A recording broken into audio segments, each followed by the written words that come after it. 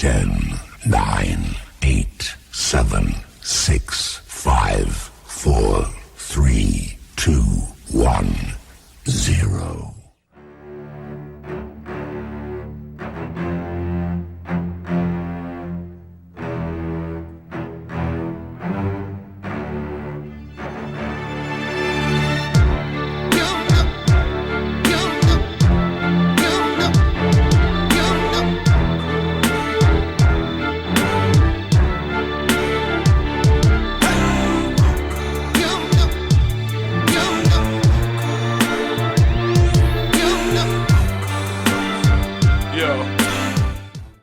Alright, what's up? We're going to try something a little different here.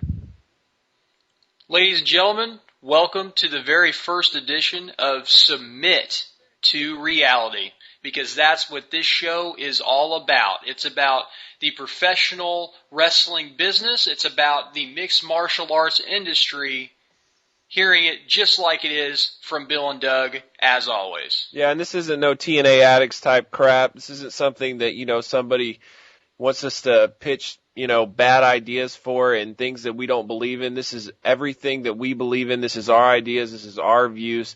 And, the way the videos have always worked is it was just the same way. But the thing is it's hard for us to get together and do videos and things like that. So this podcast is something that we can be able to cover more content and, be able to let the fans know what we're feeling. Absolutely, and this will also allow us to implement new things, such as guests, that we are not able to implement just using the YouTube channel.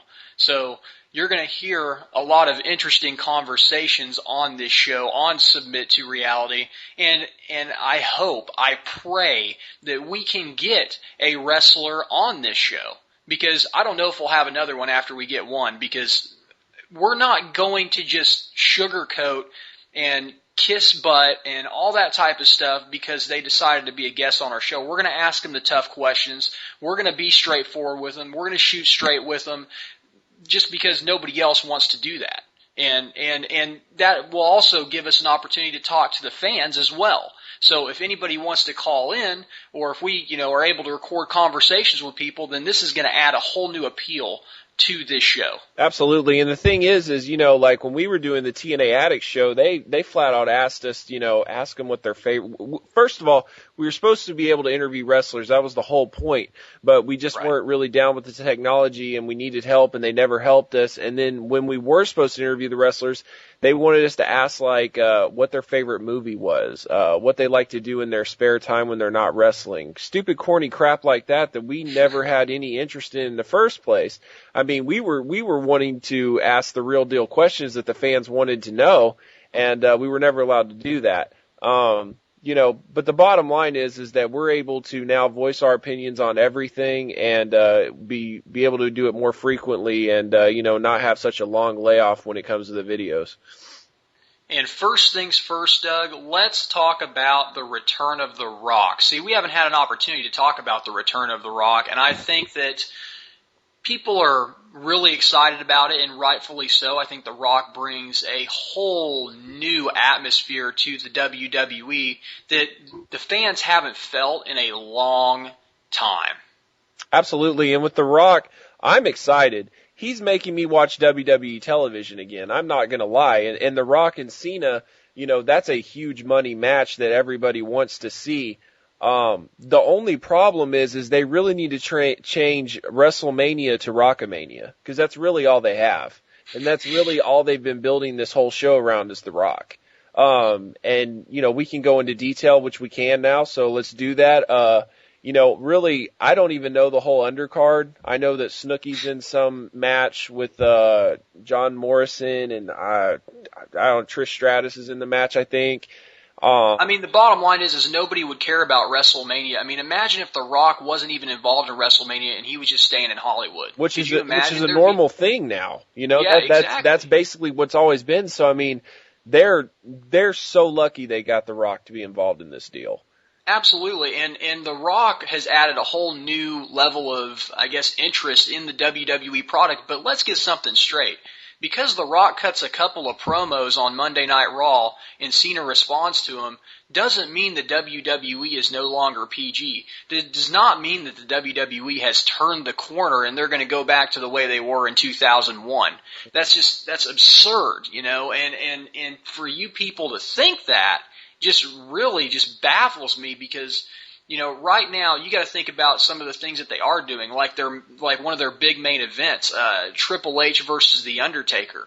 They have completely dropped the ball on the build-up for this match. And Absolutely. Doug and I were talking about this earlier. So Doug, go ahead and give it to him. Explain exactly how we would have booked the build-up for Triple H and The Undertaker, because they have clearly not only lied to the fans, but I mean just ultimately just kind of built this thing around the streak and the streak only. Yeah, and the crazy thing to me is, you know, first off, it's the exact same storyline that Shawn basically had. There's really no difference.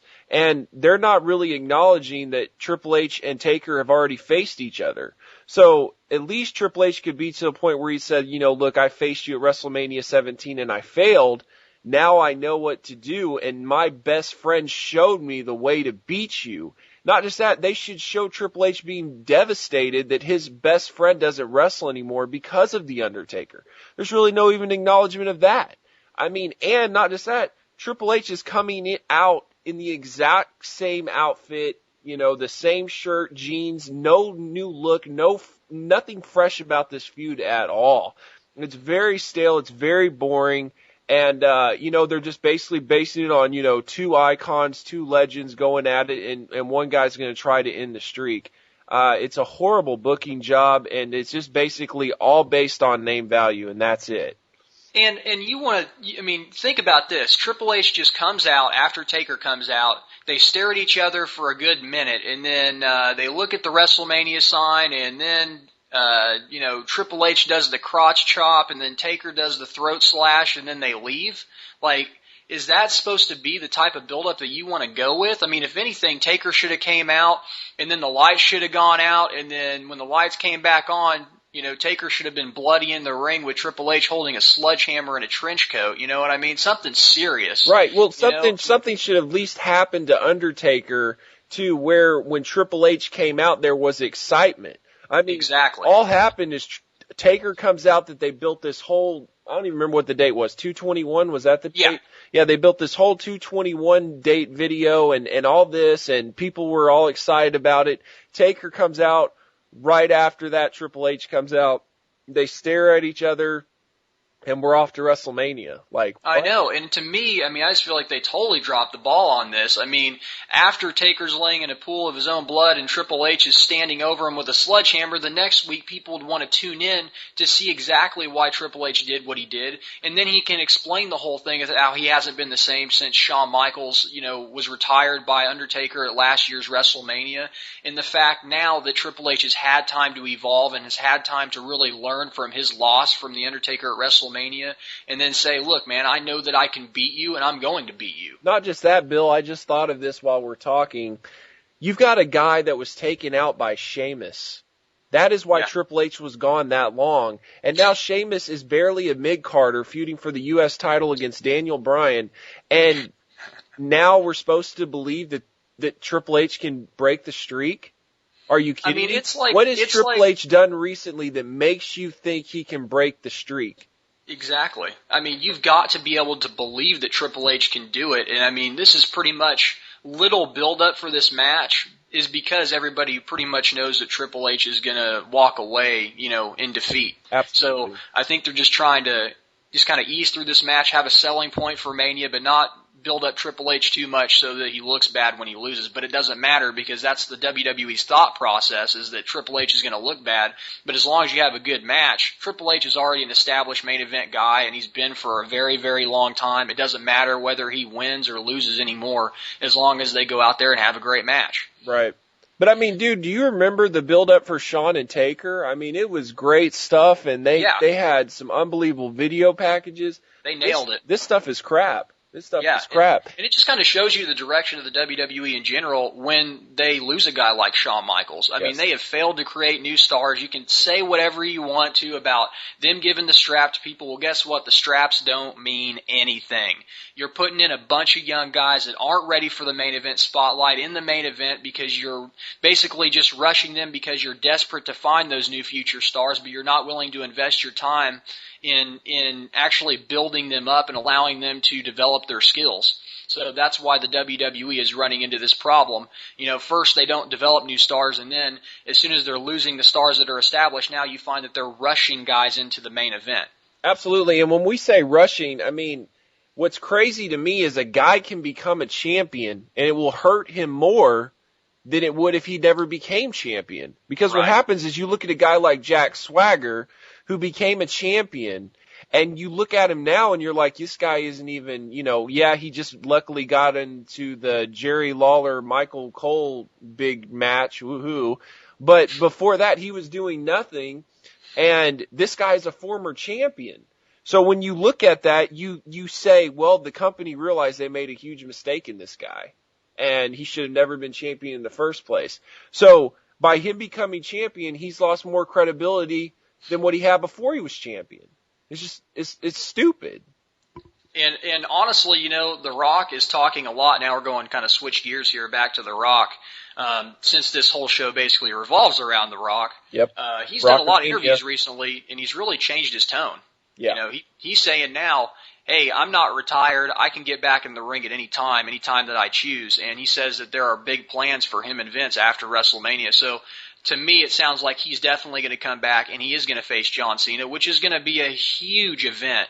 Yes. I mean, it's going to be unbelievable. And, I mean, I'll be excited for the match because of all the build-up. I mean, I know John Cena is not that great in the ring, but I think The Rock and him can work together to have a halfway decent match. Well, and I'm banking on the emotion in the crowd. I'm banking on the Cena Nation coming in with the WWE Universe, all that crap, and then I'm banking on the hardcore Attitude Era fans for The Rock, and they're going to clash, and it should be a magical moment. Yeah, and speaking of magical moments, this next Monday night on Raw, you know, they're going to be in Chicago. DVRing it. No. There's a lot of you know, a lot of things that are ironic about that, because the last time The Rock was in Chicago and had a special WrestleMania moment, it was with Hulk Hogan. Yep. And when they stared down. So now I really feel like they're going to do kind of a similar angle with him and John Cena in Chicago. So it'll be very interesting. But it's just funny to me because The Rock's not even in a match. He's not wrestling. And they're building it up like he is. And that brings us to our next point. How much faith do you have in your actual champion when you're mainly building the match around Cena and The Rock? And you can say whatever you want. You can say that, yeah, they're bringing in Miz. Miz had his couple of opportunities, and he had a segment where he turned the W into an M onto the belt and all that other crap. And you can talk about how he's beat up Cena the past couple of weeks. But everybody is banking on Cena and Rock. Nobody cares about The Miz. The Miz is just the other guy that's there. And I know that The Miz is going to get involved in that stare down. He's going to ruin a moment, honestly. But they got to do that because that's the main event. But what's ridiculous about this whole situation is why would you put the title on somebody that you don't even want to focus on? You know? Yeah. And that's the problem that we've always had, is that the belt has no importance anymore. It's just a prop. It was a prop to get The Miz over, but he's not on the level of popularity like Cena and The Rock, and honestly, he never will be. I don't care how much they push him. I don't think that he's going to be even close to what The Rock ever was. And honestly, with Cena, the WWE has put so much money, so much time, so much effort into Cena, and Cena is the workhorse guy that was able to do that because he just will do anything for the WWE. I respect John Cena. I think the hardcore wrestling fans blame John Cena for Vince McMahon's horrible decisions, but I don't think John Cena is that great of a wrestler. I don't think that John Cena deserves his spot, but you can't hate the guy for taking a spot and running with it as best he can, because that's what he's done. Yeah, I mean, I have a ton of respect for Cena, and if you guys haven't checked it out, definitely take some time and watch the John Cena Experience. Kind of goes it gives you a brief idea of what he goes through in addition to just being a wrestler and going to, wrestling shows, all the additional responsibilities that he has, just as a everyday celebrity and, the involvement that he has with different organizations. So, I definitely recommend that. I don't usually plug the WWE that often, but it was definitely a good presentation. I really enjoyed it. But that's another thing too. The WWE has gone completely away from making wrestlers champions, and they're really just going, are you entertaining? Okay, if you're entertaining, it doesn't matter how bad you are in the ring, because we're not focusing on in-ring work. You're not wrestlers, you're entertainers. And that brings me to my next point, CM Punk, because CM Punk, I believe it was a day or so ago, posted that I am a wrestler. He posted a little paragraph, and at the end he put, I am a wrestler. And a bunch of people responded to him and said, no, you're an entertainer. That's what the WWE has labeled you. That is what the WWE has said. And then he's like, piss off to all you guys that say that I'm an entertainer, I'm a wrestler. Well, we weren't calling you an entertainer. The WWE is calling you an entertainer. They straight out said it. They're embarrassed to be called professional wrestling. And I'm sorry, CM Punk, but you sold out your wrestling career. You sold out your legacy as a professional wrestler to be in the entertainment business, because that's what you're in now. You're in the entertainment business. You're going to go to WrestleMania. You're going to entertain thousands of fans. You're going to make a lot of money. Fantastic, but you're not a wrestler anymore. You're an entertainer that goes out and wrestles for like maybe 2 minutes, but I can't really call you a wrestler. A wrestler goes out there and kills himself night in and night out and has great matches. And unfortunately, that's not where the WWE's focus is, and that's why their buy rates and their ratings have gone down consistently over the past several years. So, whatever, man, have fun being an entertainer, because that's what you are. Hey, Bill, but at least at the tail end of his career, there will always be a spot on Dancing with the Stars or something like that. Yeah, he can go do his little WWE production and do, the third installment straight to DVD, whatever. He can be the Marine 4. That's fine. Have fun with that. But, you're an entertainer. That's what you are. But WrestleMania weekend does have some positives, and it has nothing to do with WrestleMania and has everything to do with Ring of Honor. And I'm talking about Honor Takes Center Stage. There's 2 iPay-per-views Friday and Saturday night, and man, are they loaded. Probably the most loaded iPay-per-views that they have ever done. Especially Friday night. I mean, Friday night, you're basically getting the top 3 matches from the last 3 iPay-per-views all on one show. You're getting the world's greatest tag team taking on, the world's greatest tag team is taking on the Kings of Wrestling for the Ring of Honor World Tag Team titles. And to me, that was the best match at Glory by Honor 9. You're going to get that on Honor Takes Center Stage next Friday night. And then you're going to get Roderick Strong taking on Davey Richards, which to me was the best match of Final Battle 2010. Big props to Steen and Generico, but to me, I had the most emotional investment in Strong and Richards, so that was my favorite match. Well, and on that one too, Bill, I just want to say that the ending was kind of cuckoo, and people didn't really know, what happened to Davey, if that was legit, if that wasn't, whatever. But I have a feeling this match is going to be that fast-paced, that crazy finishes, all that stuff, but it's going to have a solid finish that's going to make you pop. You know what I'm saying? Yeah, exactly. And Davey is pretty much on the road back to the title, and Roderick Strong just lost the belt, for those of you that do not know, to Eddie Edwards. And it's really shaken up Ring of Honor, and Eddie Edwards' name was even trending on Twitter.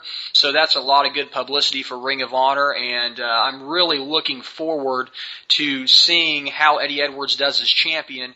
And one of my favorite matches from the 9th anniversary show, Eddie Edwards versus Christopher Daniels, is the main event for the Ring of Honor World Championship. So in addition to Eddie Edwards, Christopher Daniels, World's Greatest Tag Team versus Charlie Haas and Shelton Benjamin, and Davey Richards and Roderick Strong, they have a ton of other great matches on the card, like the Briscoes versus the up-and-coming Adam Cole and Kyle O'Reilly. And whenever the Briscoes have faced a team that is out to prove something, such as Steen and Generico, they have created magic. And on top of that, the Briscoes are pretty much guaranteed a heel turn here. So they're going to be wrestling a more aggressive style. Adam Cole and Kyle O'Reilly are absolutely nuts. Kyle O'Reilly likes to do a missile drop kick off the apron into the corner on the outside and just, pretty much total disregard for their bodies. They're both high flyers. They're both very aggressive. They're both stiff. So it's going to be nuts. So, in this, you can order both iPay-per-views Friday and Saturday for $19.95. It's ridiculous how much you're going to get. And Saturday afternoon, the Ring of Honor iPay-per-view is kind of adjusting for those fans that want to attend their show and go to the Hall of Fame, so they're having it early in the afternoon. And it's going to be the world's greatest tag team taking on the American Wolves. That's Davey Richards and Eddie Edwards, for those of you who do not know. So that's going to be a very, very exciting main event as well. Yeah, for me, it's like just thinking about Shelton and Davey in the same ring. That's going to be awesome. It's going to be nuts. And I feel bad for Shelton and Charlie because they haven't faced a team quite like the American Wolves. These guys are, kind of like shooters, man. They will bring it to you. They will, when you get out of that ring, you're going to know you were in there with them. Enjoy those stiff kicks. Ouch. Yeah, no doubt. But other than that, I will not be ordering WrestleMania. Nope. I'm sure that I will hear about what happened, and and I'm sure there'll be a bunch of marks that talk about it's the greatest WrestleMania of all time, or talk about how the WWE's finally changed, and then they see the build up for Backlash, and then they eat their words. But yeah.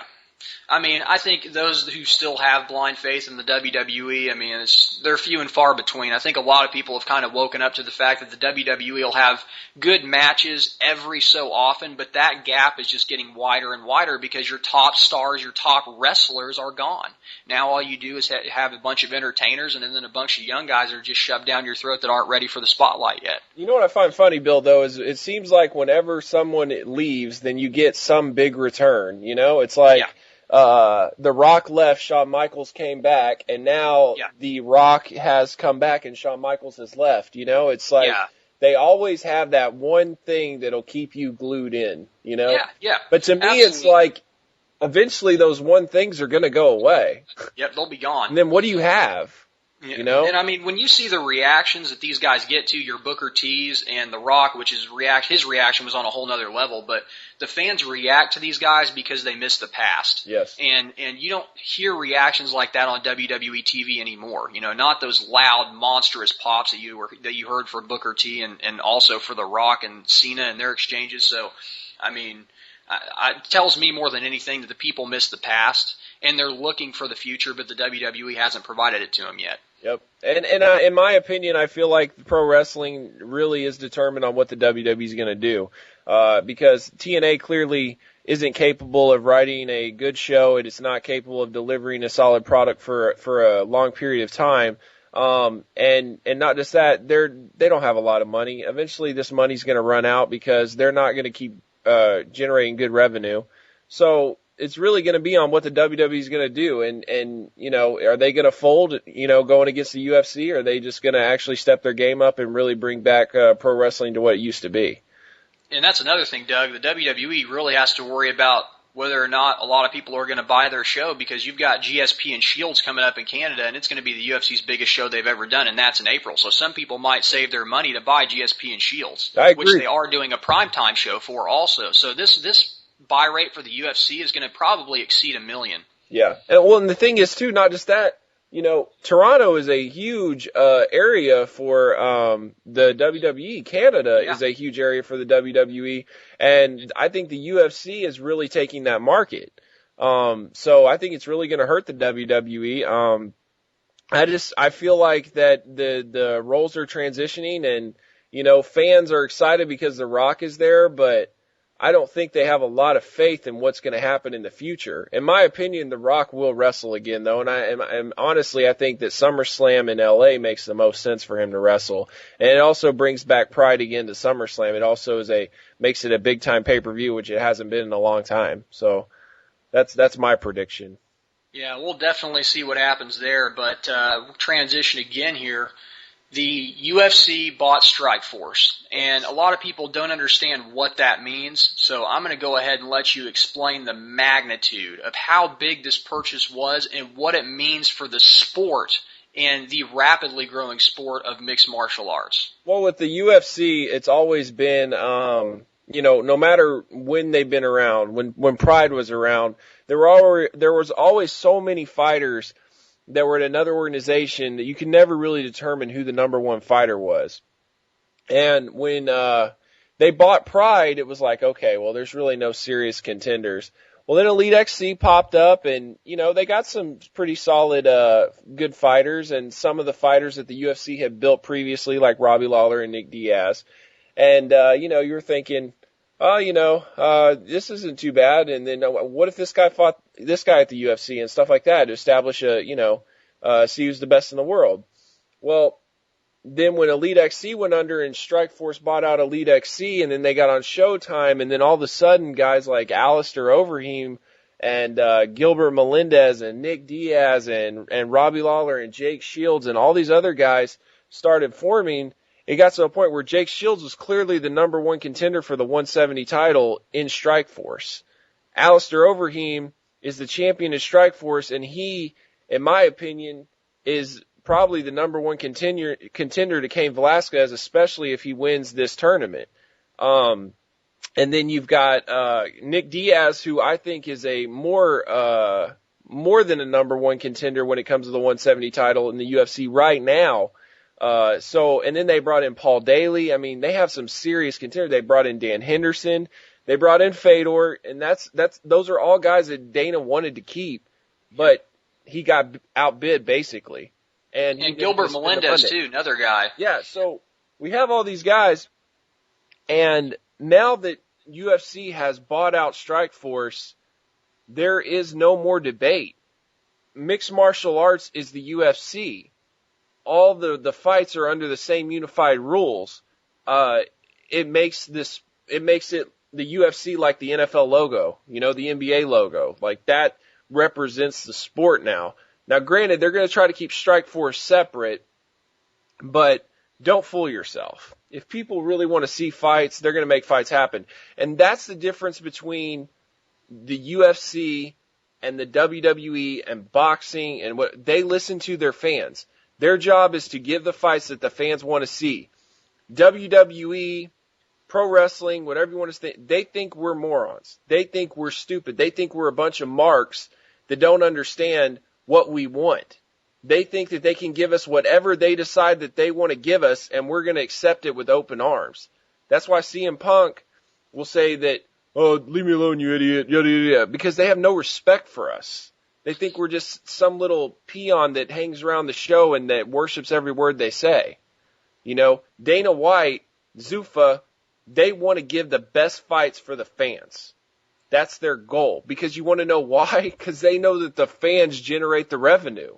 It's that simple. If you give your customers what they want, they buy your product. I mean, I do not understand how boxing and pro wrestling have completely forgotten that.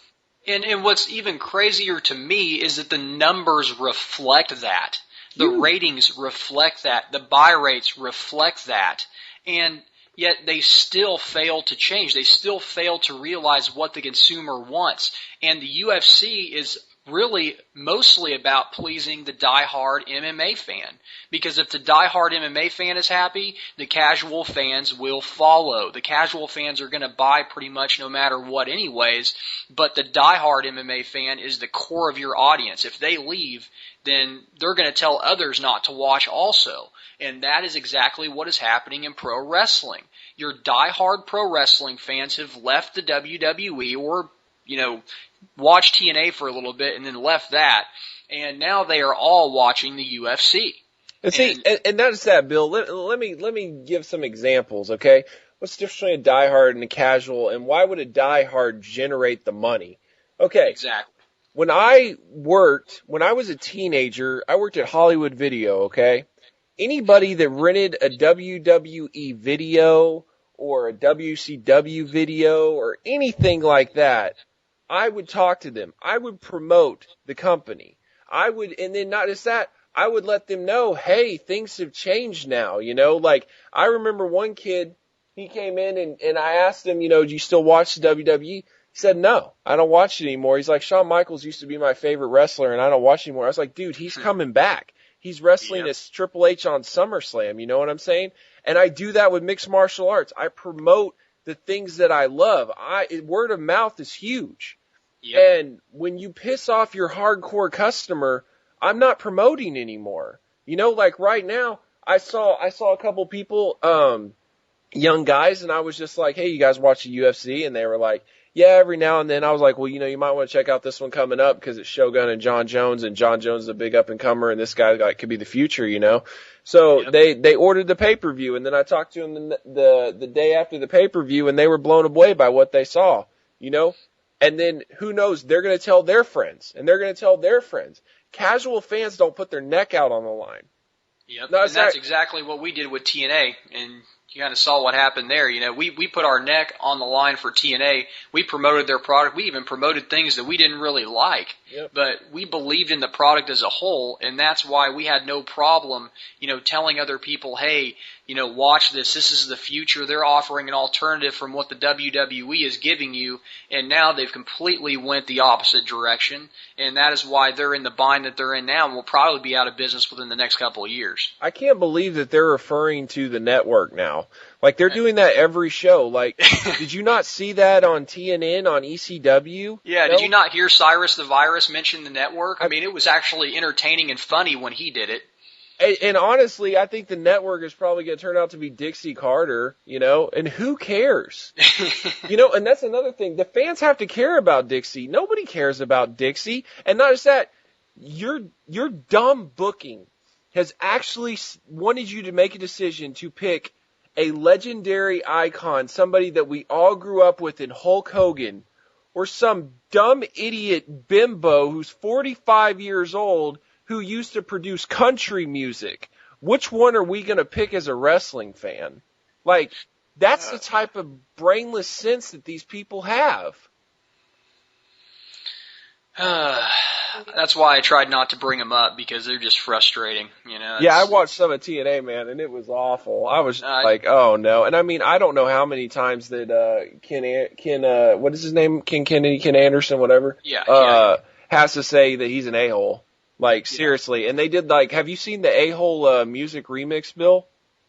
They did a music remix? Oh yeah, like they played all the voices vocal, including Mike Tenay. No. A-hole. And it's like, it's so bad, dude. It's so bad. And I mean, what are they who is gonna buy a T-shirt that says a-hole on it? Like, what's the point? Like, that's their marketing. And then he's all like, I want to speak to Reefer Van Dam, like some cutting edge crap, And then he calls Hogan a douchebag, and it's like, we're not PG, but yet we want the PG audience. Yeah. They want to, they do different things that the WWE doesn't do that makes them be the PG, but yet they want that PG audience. It's just stupid. They don't even have an audience. They don't even know who their audience is. That's the problem. But yet the ratings are growing, brother. They're growing. Yeah, I bet the buy rates are too, not? Right. Your ratings can go from a 1.2 to a 1.3, but let's face facts. Back in 2006, you got a 1.2. Yep. You were getting 1.0, 1.1, 0.9 maybe. On an hour show. It was on an hour show, and you had like 50 less names than you have right now. Nope. You didn't have Matt Hardy. You didn't have Rob Van Dam. You didn't have a lot of those guys. Don't even get me started on Matt Hardy. Matt Hardy all came out and talked about how him and Bubba were stabbed in the back by the WWE, and I'm sorry, Bully Ray, not Bubba, but I know stabbed in the back, and he came out with his Jamaican freaking braided hair, and dude, give it a rest, man. Whatever. And not just that, it was supposed to be a special message from Ric Flair. His special message from Ric Flair was to let Bully Ray and Matt Hardy talk, and then Abyss comes out in a trench coat. He comes out in a trench coat and beats up Fortune, and he aligns himself with Immortal. Ooh. Yeah, and not just that, because of what Bubba Ray did, Bully Ray, I'm sorry, AJ Styles needs spinal fusion surgery. And really? Out indefinitely. Oh, that's cute. Well, at least he doesn't have to subject himself to any more demeaning crap. Well, yeah, right. That means he'll be back for lockdown. Yeah, exactly. That's exactly what it means.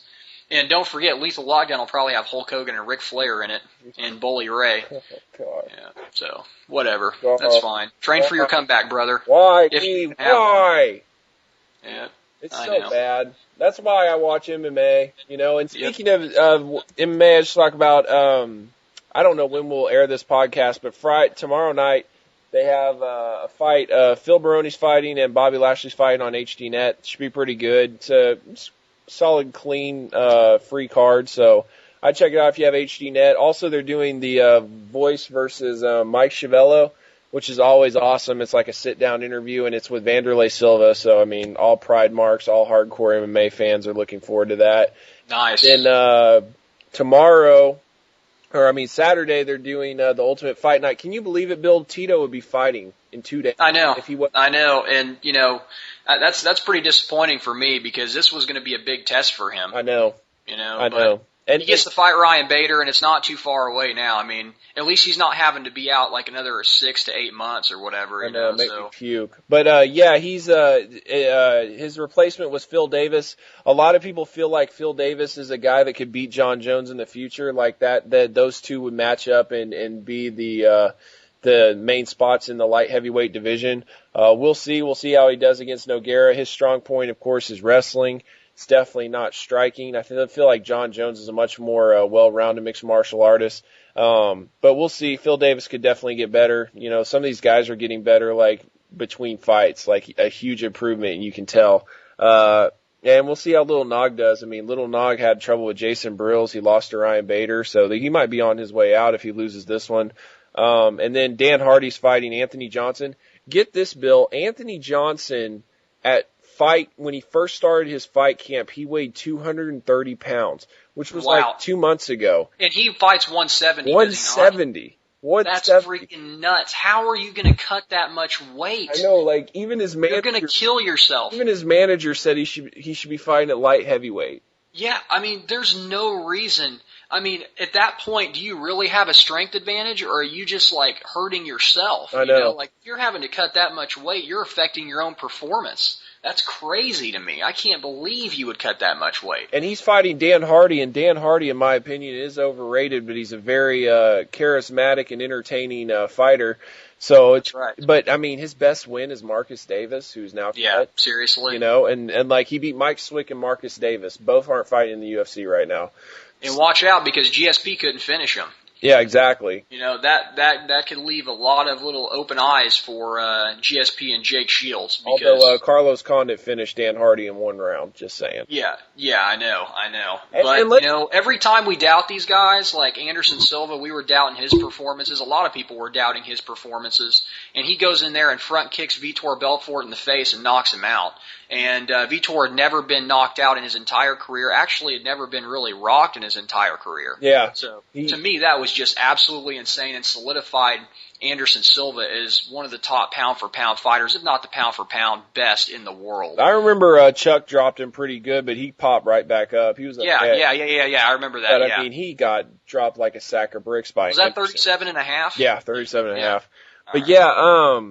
What was I going to say? I was going to talk about something Jake Shields GSP.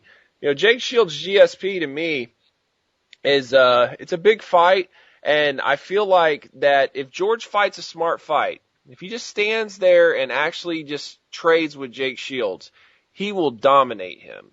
But if he tries to implement his wrestling game and take Jake down, then he, in my opinion, he's becoming a coward, dude. Because he can go in there and easily destroy Jake Shields. And if Jake Shields just even puts a jab on his chin, I bet he hits the panic button and tries to take him down. And if he tries to just control him in there, dude, Jake Shields' jiu-jitsu's on a whole nother level. Yeah, Jake Shields is an absolute beast on the ground. And then not just that, okay, I know that Henderson was pretty much gassed out for the fight against Shields, but Jake Shields out-wrestled Henderson tenfold. And, I mean, Fei Zhao and Dan Henderson, Fei Zhao had some sick takedown tips, and Dan stuffed them all. So, Dan's a very great wrestler in his own right, but that just kind of shows, how on another level Jake Shields' wrestling is. I really think that Shields' wrestling is very underrated, and I think that he possibly could put George on his back. And if he puts George on his back, then I think that it's a totally different fight. I definitely would still say George St. Pierre is the favorite. I think he's a much more well-rounded mixed martial artist, but I do feel like that warrior spirit in him is gone, and he fights for points. He fights to secure a decision, and I'm tired of it. I'm tired of it as a pay-per-view customer.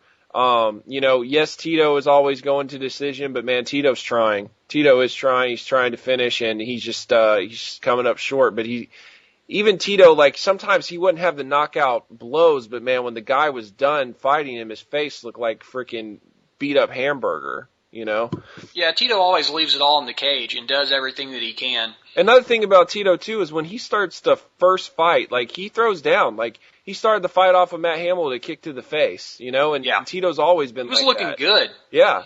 But, once he got put on his back, and that was the problem. He gassed also. I think that his cardio wasn't there either, I'm just hoping that with the Ryan Bader fight that he's in, 100% shape. He gives it his all. He learned his lesson from Hamill. He learns that he needs to work on his wrestling, and we see something different, but Ryan Bader's absolutely no joke either. I mean, he has great wrestling credentials in his own right and could probably take Tito down, but I don't know, I think Tito is probably a little bit stronger than him. Yeah. So, I think he should be able to control him if he can get the takedown. Yep. And Ryan Bader doesn't want any of that ground and pound either. So. No, not at all. If he feels that, dude, he's going to freak. But Strikeforce. Sorry to cut you off. No, go ahead, Bill. Strikeforce heavyweight tournament, man, coming to the American Airlines Center in June. We'll be there. I'm super excited for that. You want to know why? Because Alistair Overeem is fighting, and we have never seen Alistair Overeem fight. And Alistair Overeem, to me, is one of my pound-for-pound favorite fighters and one of the very best fighters in the heavyweight division in the world. Absolutely. The guy is an absolute monster. And if you ever hear Joe Rogan talk about this guy, people laugh for hours. I mean, it is just so hilarious how Joe Rogan describes this guy. But Alistair Overeem literally looks like a bodybuilder. Yeah. I mean, and this is a guy that used to fight at 205. Yep. That didn't have that same look. I mean, he put on like 40 or 50 pounds of muscle.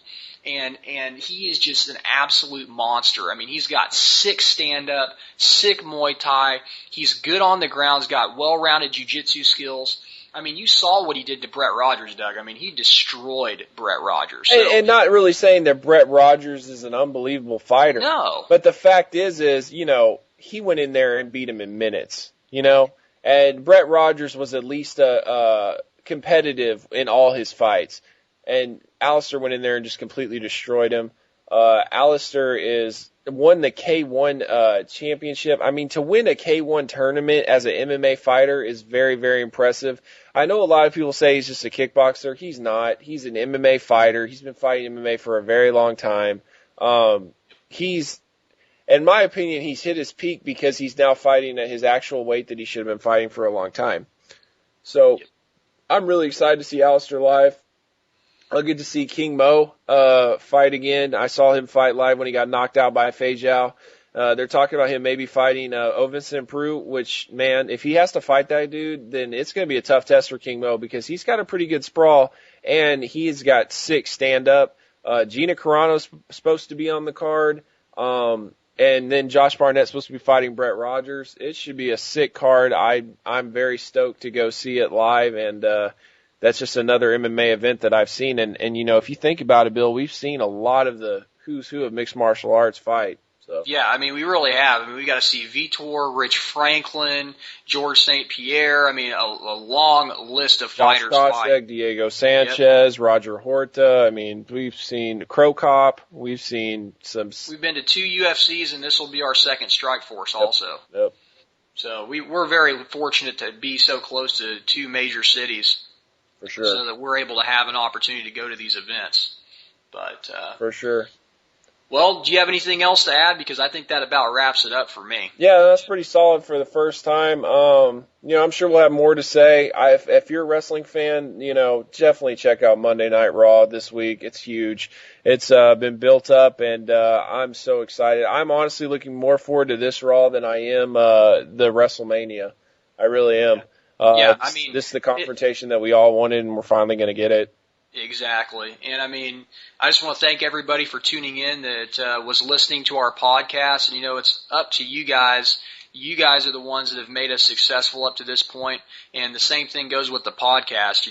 Thank you guys for listening, and make sure you share it, because we solely rely on your hits and your success. And feel free to send us questions. We're getting this podcast site set up now, so hopefully we'll have this up within the next few days. And this was our first episode of Submit to Reality. Thank you very much for listening.